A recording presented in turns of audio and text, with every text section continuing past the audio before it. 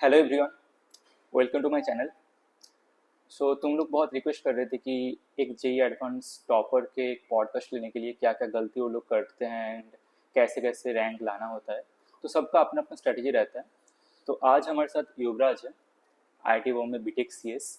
तो आज हम लोग जानेंगे कैसे युवराज पढ़े हैं, कहाँ से पढ़े हैं, उसका उनका स्ट्रेटजी कैसा था। तो युवराज, हम्म, प्लीज़ इंट्रोड्यूस योरसेल्फ। मेरा नाम युवराज गुप्ता है। मैं अभी आईआईटी बॉम्बे से एससी में पढ़ रहा हूँ, बीटेक में। मेरी एडवांस में रैंक 13 थी और मैं मुंबई से ही हूँ। मुंबई में मेरी कोचिंग थी और एंड जेई मेंस में कितने रैंक किए थे? मेंस में मेरी रैंक थी 109। भाई, बहुत ही अच्छे। तो तुम्हारा क्लास मतलब कहाँ से, मुंबई पे हो? मुंबई से ही हूँ मैं, तो अच्छा, मैंने कोचिंग नारायणा में की थी। ऑफलाइन कोचिंग में? हाँ, ऑफलाइन। उधर ऑफलाइन ही होता है ना आई गेस। हाँ, उधर ऑफलाइन ही है।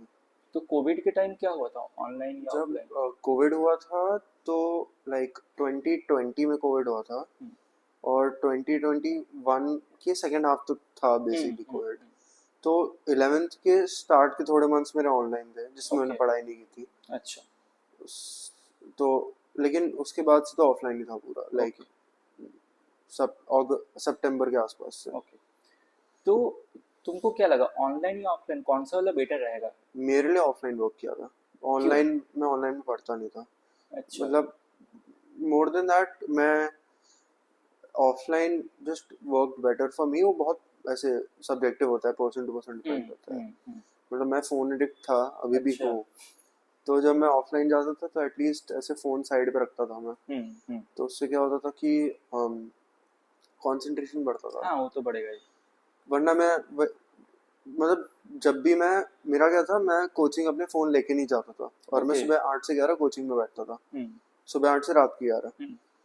तो अगर फ़ोन नहीं है अभी मेरे पास तो 15 में से मैं एटलीस्ट 11 घंटे तो दे पाता था। हाँ, 4 घंटे एकदम। दोस्तों के साथ जितना टाइम पास कर लिया, बट वो भी अच्छा होता है ना, दोस्तों के साथ थोड़ा उतना टाइम वो तो स्पेंड करना करना। ही होता है। हाँ। बट उसके अलावा भी जैसे अगर मैंने 11 घंटे भी दिए, अगर लेकिन फ़ोन होता मेरे साथ तो हर हर दो। 2 मिनट में रील, 4 रील स्क्रॉल होती है। हाँ, वो तो बात है। हाँ, ये सब्जेक्टिव चीज़ है, बट ये फ़ोन का एडिक्शन तो अभी स्टूडेंट्स के लिए बहुत बढ़ गया है।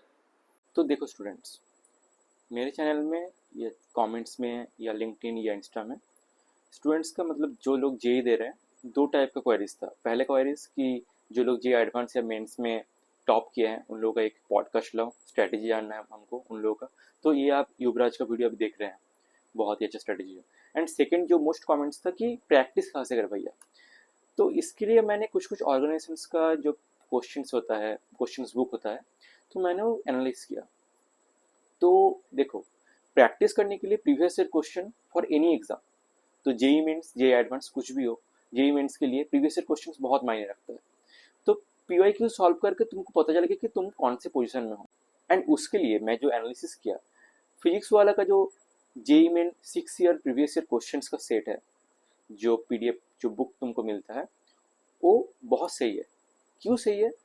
क्योंकि उन्होंने 6 ईयर्स क्यों चुना है? क्योंकि एनटीए ने ईच 6 ईयर्स बाद बाद तुम्हारा क्वेश्चन पैटर्न एंड एग्जाम का पैटर्न चेंज करता है। फर्स्ट ईयर में लर्न करना चाहते हो एंड तुम और भी ज़्यादा सीखना चाहते हो तो 6 ईयर्स काफ़ी होता है। ठीक है। एंड इसमें 2024 का सारे प्रीवियस ईयर क्वेश्चन का तुमको वीडियो सॉल्यूशन मिल जाएगा। मतलब तुमको प्रीवियस ईयर क्वेश्चन 6 ईयर्स का सारे सिप्स का जो जो है सब कुछ तुमको मिल जाएगा। एंड सेकेंडली, एंड उसका हर एक सॉल्यूशन बहुत एक्यूरेट है। ये बहुत इंपॉर्टेंट है। अगर प्रीवियस ईयर क्वेश्चन बुक में तुम्हारा सॉल्यूशन ही गलत रहा तो तुम गलत सीखोगे एकदम, तो एनालिसिस तुम्हारा गलत हो जाएगा। एंड तुम ये भी देख सकते हो कि वेटेज कितना ज़्यादा है कौन से पोर्शन में, तो तुम वो पोर्शन फोकस कर सकते हो। तो ये सारी चीज़ मैंने देखा कि फिजिक्स वाला का बुक में ना बहुत अच्छे से दिया हुआ है। तो तुम भी रेफर कर सकते हो क्योंकि ये बेनिफिशियल रहेगा। तो तुम अगर ये बुक बाय करना चाहते हो तो अमेजन या फ्लिपकार्ट या फिजिक्स वाला का ओन जो वेबसाइट है, तुम उधर से बाई कर सकते हो। एंड अगर एक्स्ट्रा डिस्काउंट तुमको चाहिए तो मैंने डिस्क्रिप्शन में लिंक दे दिया है मेरा, एंड जो कूपन कोड मैं दिया हूँ वो यूज़ करो, एक्स्ट्रा डिस्काउंट मिल जाएगा। तो तुमने कौन से रिसोर्सेज एंड कौन से बुक्स फॉलो किए अभी for Mains and advanced? Mains and advance का पॉइंट ये है, मैंने कभी मेंस अलग से मेंस की कभी पढ़ाई नहीं की थी। ओके। एक्सेप्ट लास्ट का 1 महीना, मेंस के पिछले 1 महीने में मैंने लाइक मेंस ओरिएंटेड पढ़ाई की थी, तो तभी मैंने फिजिक्स में थोड़े एक्स्ट्रा टॉपिक्स, मेरे ईयर में एक्स्ट्रा टॉपिक्स होते हैं जो एडवांस में नहीं आते लेकिन मेंस में आता है, तो वो एक्स्ट्रा टॉपिक्स जो थे वो मैंने वो लास्ट 1 महीने में किए थे फिजिक्स के। उसके फिर पीवाई मेंस पीवाईक्यूज किए थे। केमिस्ट्री में थोड़े ज़्यादा एक्स्ट्रा टॉपिक्स आते हैं, उसके लिए फिर मैंने एनसीईआरटी बस पढ़ते गया, एनसीईआरटी और पीवाईक्यूज मेंस में पीवाईक्यूज इंपॉर्टेंट होते हैं, क्योंकि टू बी ऑनेस्ट एक एडवांस लेवल स्टूडेंट के लिए Mains is not a Mains is a kind of a paper जो लुक डाउन होता है टू बी ऑनेस्ट, क्योंकि उसमें गलतियां भी इतनी होती हैं।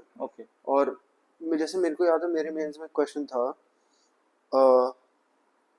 एक इंसान को खाना कितना चाहिए होता है और हवा कितनी चाहिए होती है, how much % more air do you need than food, ये मेरे मेंस का एक सवाल था। और ये एक एनसीईआरटी की एक छोटी सी लाइन थी, अच्छा। ऐसे बकवास सवाल पूछता है। बट मैं सुना था कि एनसीईआरटी से मतलब लाइन उठा के पूरा नीट में आता है, अभी मेंस में भी आता है, मेंस केमिस्ट्री में तो आता है। तो ये मतलब थोड़ा रटने वाला चीज हो गया ना, पूरा रट chemistry Mains NCERT Mains chemistry सिर्फ एनसीईआरटी रटना है, एनसीईआरटी और लैब मैनुअल।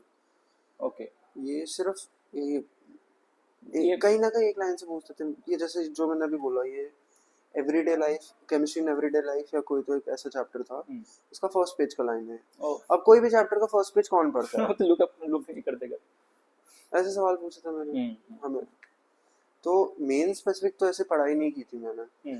एडवांस के लिए जैसे मैथ्स थी, मैथ्स के लिए मैंने ब्लैक बुक की थी, वो एक लाइक थ्रू आउट, लेकिन मेनली मेरा था मैं अपने जो सेंटर के टीचर्स थे उनकी बहुत सुनता था, वो लोग जो मेरे को बोलते थे मैं वो मेनली काफ़ी करता था। तो जैसे जो भी जैसे हमारे टीचर जो भी मेरे को देते थे असाइनमेंट्स वो करने थे मेरे को मेनली। और तो मैथ्स में मैंने फर्स्ट जब मैं सिलेबस पहली बार पढ़ रहा था तब एक्सटर्नली मैंने ब्लैक बुक रेफर की थी, एक विकास गुप्ता आई थिंक उसको, बट रेफर उसको ब्लैक बुक ही करते हैं हर जगह। फिजिक्स के लिए मैंने थोड़ी सी पाथफाइंडर लगाई थी। हाँ, अच्छा, वो बहुत बेसिक सिर्फ एमसीक्यू कर मतलब टाइम बचा तो करके, क्योंकि हमारे टीचर्स ही बहुत असाइनमेंट्स देते थे हमें, जो वो लोग के जो डीपीपी होता है ना, मतलब मोर देन डीपीपी, मतलब ऐसे डीपीपी करके नाम नहीं था, बट उनके असाइनमेंट्स बहुत ऐसे पर्सनलाइज्ड होते थे, केटर्ड होते थे, और जो उनको लगता है कि ये वर्क करता है उस हिसाब से था। ओके, केमिस्ट्री में भी कोचिंग की वजह से हुआ। अच्छा, हाँ, और कोचिंग केमिस्ट्री में, लेकिन जैसे फिजिकल था उसके लिए नीरज कुमार जो बुक है बहुत अच्छी है। ओके, ये क्वेश्चंस की बुक है, ऑर्गेनिक में एमएस चौहान, क्वेश्चंस की बहुत अच्छी बुक है। मतलब एमएस चौहान भी मतलब it's not that good of a book, but it's ऐसे काइंड ऑफ अ नेसेसिटी करके, मतलब हम मेरे को हेल्प हुई थी उससे। फिजिकल केमिस्ट्री के लिए फिजिकल बोल दिया, इनऑर्गेनिक केमिस्ट्री के लिए तो एज सच इनऑर्गेनिक में तो नोट्स ही होते हैं ना मेन, उसमें क्वेश्चंस का उतना वेटेज नहीं होता। एडवांस के लिए पीवाईक्यूज कर लिए थे इनऑर्गेनिक के, और बट मेनली तो फिर जो बेसिकली सेंटर के जो टीचर नोट्स दे रहा है, मैं टीचर ओरिएंटेड इन दैट वे बहुत था कि जो टीचर बोल रहा है वो करना एकदम। तो फिजिक्स के लिए बहुत सारे लोग AC Verma and Irodov follow करने को बोलते हैं। एरोडोव मैंने थोड़ी की थी, जैसे थर्मोडायनेमिक्स के जो एफिशिएंसी वाले क्वेश्चंस थे वो मेरे को एरोडोव के अच्छे लगे थे, तो मैंने वो की थी। अच्छा, बट और हमारे जो सर थे उन्होंने हमें टिक करके दिए थे थोड़े क्वेश्चंस की, एरोडोव की यही क्वेश्चन थे सारे की, बहुत वो रिडंडेंट बुक है एरोडोव। तो इन दैट वे हमारे सर ने हमें टिक करके दिए थे कि ये क्वेश्चन करो ये क्वेश्चन करो, तो हम कभी कर लेते थे वो अगर ऐसे मन किया।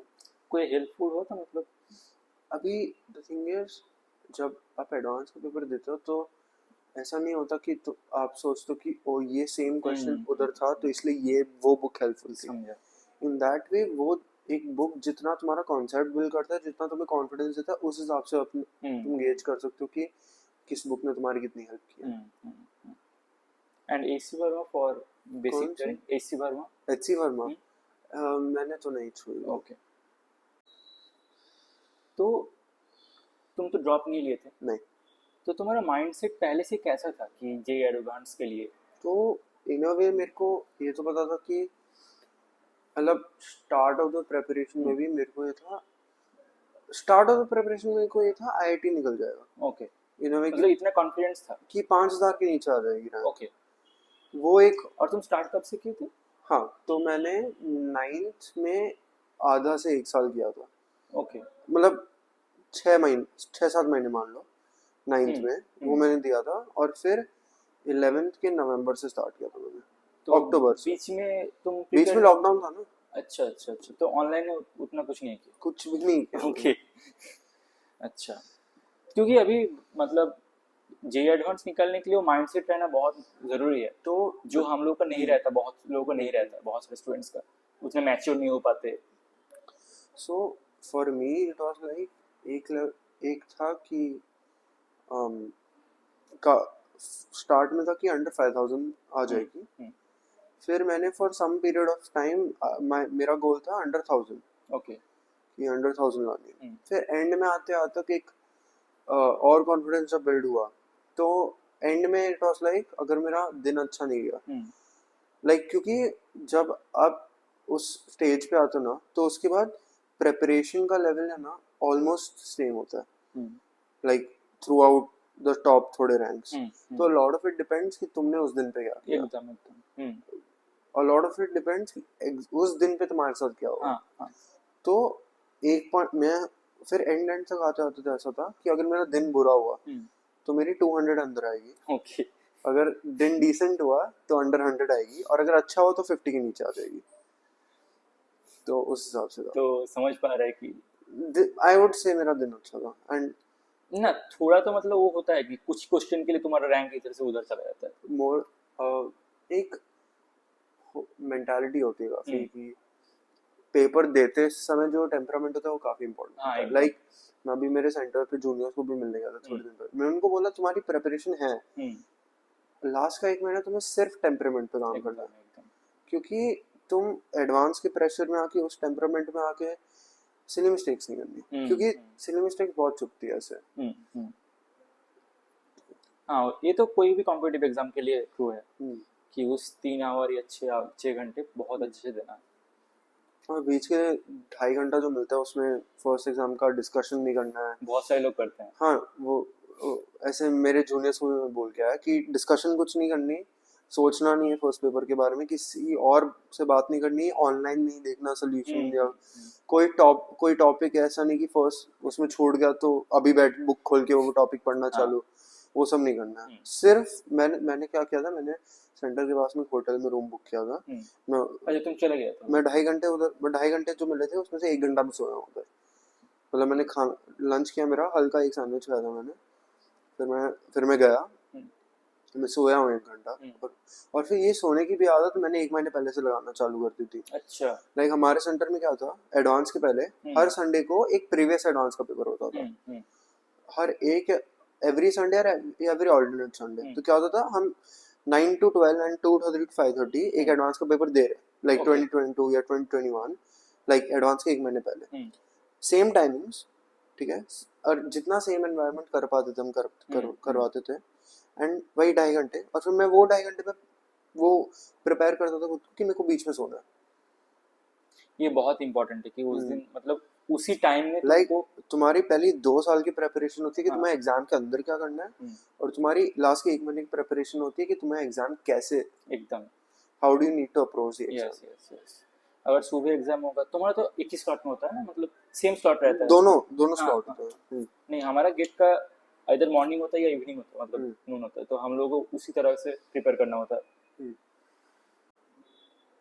ये क्वेश्चन बहुत सब्जेक्टिव है कि how many mock test have you given, तो तुम्हारा स्ट्रेटेजी कैसा था एंड कैसे तुम रिवीजन किए? मॉक टेस्ट को अगर आप बोलो कि फुल एडवांस पेपर, तो करीबन आप मान लो कि लास्ट में 40 के आसपास, 40 से 50, उससे ज़्यादा नहीं दिए थे। लाइक मैंने सुना है लोग बोलते कि 100, 150, 200 मॉक टेस्ट दिए। लाइक अगर मॉक टेस्ट को मानो कि फुल पेपर्स हो, तो मतलब मेरा क्या था, जितने मेरे को टीचर बोल रहे करने उतने करने, ऐसे गिना नहीं हूँ मैं कभी बैठ के। जो मेरे को बोला जाता था मैं करता था। ओके। और लेकिन उसके पहले ड्यूरिंग द प्रेप हर हफ्ते दो टेस्ट होते थे। एक वीकली एडवांस टेस्ट जो हफ्ते में जितना पड़ा है, दूसरा क्यूमुलेटिव टेस्ट अब तक जितना पड़ा है उसका एक टेस्ट। ओके। और वो भी सेम 9 to 12, 2 to 5 संडे। ये कब से स्टार्ट हुआ था? ये first week itself of preparation. Okay.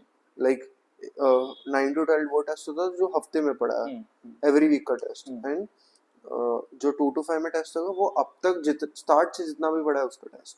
ओह, तो दोनों रिवीजन हो जाते थे। बहुत अच्छी स्ट्रेटजी। तो तुमने बोर्ड्स के लिए कितने टाइम दिए? एंड आई थिंक तुम लोग नहीं थे बोर्ड के लिए उतना टाइम नहीं दिया था जैसे, लेकिन जैसे मेरा CS सब्जेक्ट था 5th, तो उसके लिए हमारे ये टीचर सर ने 12th के लास्ट के थोड़े महीनों में बीच बीच में 1-1 घंटे क्लासेस लगाना चालू करती थी कि एंड में अचानक से ऐसा माउंटेन ना आ जाए। तो थोड़ा थोड़ा कर करके हो गया। CS का हो गया था, लेकिन बाकी सब्जेक्ट जैसे इंग्लिश था उसके लिए मैंने थोड़ा टाइम दे दिया था कि मेरे को डर लग रहा था कि मैंने 10th में भी बोर्ड्स नहीं दिए थे क्योंकि ओके। तो मेरे लिए मेरा लॉकडाउन अच्छा, लॉकडाउन हाँ मेरा कैंसिल हो गया था, तो मैंने 10th के बोर्ड्स नहीं दिए थे। तो मेरे लिए तो 12th boards was actually my first proper, और फिर जेई था, फिर उसके पहले लॉकडाउन था, तो ऐसे राइटिंग प्रैक्टिस तो 4 साल से ऐसे छूट ही गई थी एकदम। तो उसके लिए मैं थोड़ा डरा हुआ था इंग्लिश के लिए। तो इंग्लिश के मैंने 10-15 दिन दिए। लेकिन बाकी जैसे CS के लिए जो बोला, अच्छा फिजिक्स केमिस्ट्री मैथ्स तो एक दिन पहले छुआ कि वो तो किया ही हुआ था। और मेंस के लिए एनसीईआरटी की थी, तो ऐसे वो टेक्स्ट बुक मेंस में था, जान में मेंस था, फेब में बोर्ड्स थे, तो एनसीईआरटी तो की हुई थी। वो ठीक है एकदम। और तुम एडवांस के लिए रिवीजन कब स्टार्ट किए? तो मेरा पोर्शन करीबन सितंबर में, अगस्त सितंबर में हो गया था। उसके बाद वही रिवीजन था, लाइक टिल मेंस। तो तुम्हारा स्ट्रेटजी कैसा था, कैसे रिवीजन करोगे एंड कैसे? सेम हमारा सेंटर पे होता था कि मतलब इट वाज नॉट लाइक मैंने अकेले ने, तभी मेरे पूरे बैच ने, लाइक काफी सेंट्रलाइज सिस्टम था। तो एट दैट पॉइंट नारायण के हर बैच ने सिलेबस खत्म कर दिया था, एंड उसके बाद सब रिवीजन चालू कर रहे थे। एंड और हमारे टेस्ट भी ऐसे हर एक टेस्ट ऑल ओवर इंडिया ही होता था, लाइक कॉमन टेस्ट होता था ऑल नारायण उसमें। तो एंड में फिर होता था कि फिर रिवीजन जब चालू हुआ तो 4 वीक को एक वीक में मर्ज करके उसका रिवीजन कराया। फिर टीचर्स का रिवीजन कराते थे, हम प्रैक्टिस करते थे, और फिर weekend of the week same test, जो ये हफ्ते का रिवीजन था प्लस पूरा। अच्छा, तो ये एकदम अंत तक था ये सेम चीज, एंड तक पूरा ऐसा ही था? दिसंबर तक था। उसके बाद मेंस आया, फिर बोर्ड्स के लिए थोड़ा छोड़ दिया हमने। एंड फिर मार्च अप्रैल में इसमें फिर थोड़ा फ्लेक्सिबल हो गया कि जैसे जब हमें फिर उसके बाद फिर तब से प्रिपरेशन थोड़ी इंडिविजुअल होना चालू हुई कि किसकी क्या वीकनेस है। उसमें मेरे को पता था मेरी मैथ्स स्ट्रेंथ है, तो एंड के 3 महीने में मैं ऑलमोस्ट कुछ मैथ्स नहीं किया, मैंने सिर्फ केमिस्ट्री किया, मेरी केमिस्ट्री वीक थी उस हिसाब से। तुम कोई टाइम टेबल फॉलो किए थे? मतलब मेरा मेन सिर्फ ये था, मैं सुबह 8 बजे सेंटर जाना, मेरे को रात के 11 बजे वापस आना। इस 15 घंटे में मेरे को 11 से 12 घंटे देने इंक्लूडिंग क्लासेस। जैसे अगर मेरे दिन में 10 घंटे क्लासेस हुई तो मेरे को सिर्फ 2 घंटे सेल्फ स्टडी करनी है। उधर लाइब्रेरी रहता है, तुम पढ़ते हो उधर? हाँ, उधर लाइब्रेरी रहता है, उधर ही हम क्लासरूम में बैठ के पढ़ते थे। अगर सिर्फ 2 घंटे क्लास हुई तो मैं 9 घंटे सेल्फ स्टडी करूंगा, बट वो 11 घंटे कांस्टेंट है। वो ऐसे टाइम टेबल नहीं था कि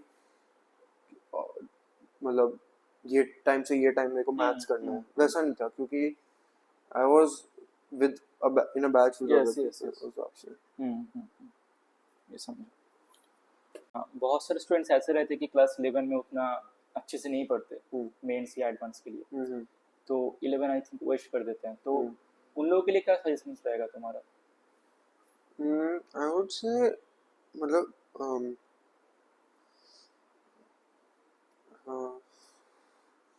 फॉर जो लोग 11 जो वेस्ट हुआ है सर, उनके लिए अगर वो लोग ऐसा है कि वो लोग खुद से ही पढ़ रहे हैं तो they can always start from scratch, और ऐसा नहीं है कि ज़्यादा टाइम वेस्ट हो गया।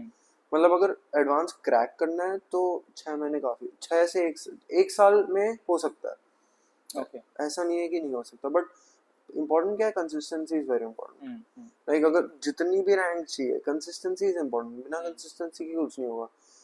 और कंसिस्टेंसी में भी तुम्हें वो बैलेंस ढूंढना है, ये नहीं कि तुम हफ्ते में 5 दिन 14 घंटे पढ़ रहे हो हम्म। और फिर बाकी 2 दिन तुमसे पढ़ा ही नहीं जा रहा, हाँ हाँ। और फिर तुम वो 14 घंटे जब पढ़ रहे हो तुम उसमें भी 4 घंटे की नींद मार रहे हो, और फिर वो 4 घंटे की नींद की वजह से तुम्हारा पूरा ही फटीग में चल रहा है। हम्म।